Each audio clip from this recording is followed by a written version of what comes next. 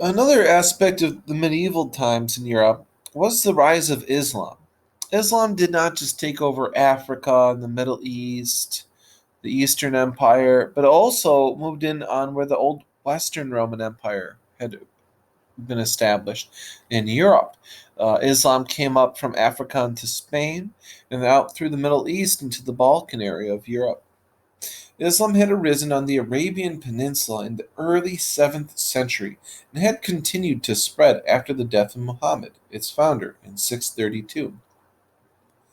Under the leadership of the Umayyad dynasty, Muslim territory expanded into Europe. By 710, they controlled North Africa. In 711, they moved across the Straits of Gibraltar and invaded the Iberian Peninsula, modern day Spain and Portugal. By 725, Muslims controlled most of Spain, with the city of Cordoba acting as the Muslim capital. Muslim innovations had a significant impact on Spain. In agriculture, the Muslims introduced new crops such as oranges, dates, and rice, as well as new methods of irrigation that significantly improved productivity. Muslim architects introduced new designs that would influence building in Spain for years. Numerous mosques and palaces were built, including the Alhambra in Granada and the Great Mosque at Cordoba, which was constructed with a complex interior consisting of a multitude of low, rounded arches made of alternating black and white stone. You can see it in the picture here. In addition, Arabic knowledge in science, mathematics, and medicine was far superior to anything in Europe at the time. For example, Arabic numerals 1, 2, 3, 4, 5, 6, 7, 8, 9, and 10, instead of the Roman numerals I, two I's, three I's for three, I and a V for four, a V for five, those are the Roman numerals. Well, these Arabic numerals became the standard in algebra, mathematics, astronomy, and physics. The Muslims also introduced the concept of zero to Europe. The Reconquista of Spain. The Iberian Peninsula was dominated by the Muslims for nearly 800 years, a rule which began in the 8th century. The Reconquista, the struggle between Christians and Muslims to control the territory of Spain, happened across several centuries, from 718 to 1492. Over this time, Christian forces slowly pushed the Muslims to the south.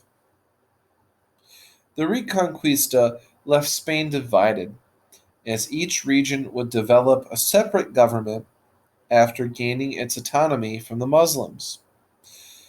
The majority of Spain was finally unified under King Ferdinand of Aragon and Queen Isabella of Castile, with the final expulsion of the Muslims in 1492, the same year Columbus went to go find China and ran into America.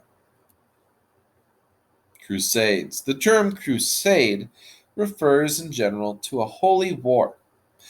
However, it is mostly associated with the medieval era crusades that went on from 1095 to 1291. The death of Charlemagne and his empire's subsequent collapse, the Muslim invasion of Spain, the fact that Muslims had gained control of Holy Lands made Christian Europe feel as if it was under attack. Some crusades were launched in an attempt to convert large numbers of non believers.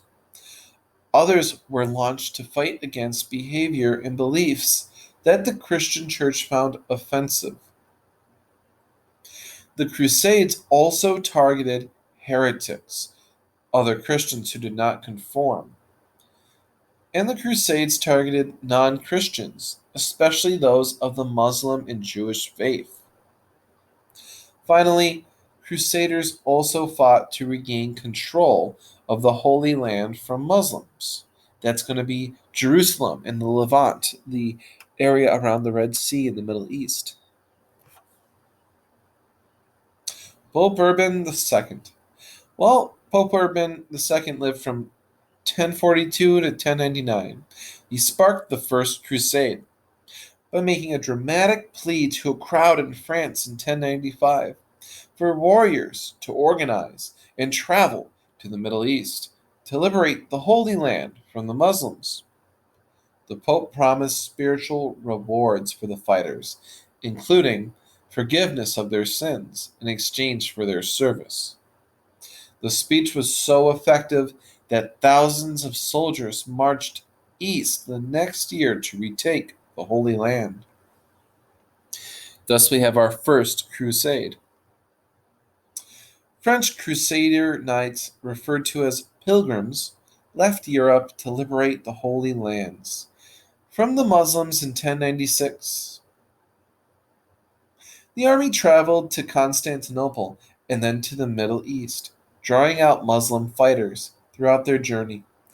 They were able to capture Jerusalem, the Holy Land, by 1099 after a siege that lasted several weeks. After breaking through the city walls, they killed almost every non Christian they came across, and also killed several Christians they mistook for Muslims or Jews. As a result of the First Crusade, several small Crusader states were created, most notably the Kingdom of Jerusalem.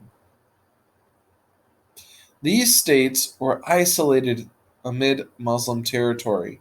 However, in the 1100s, the Muslims began to retake them.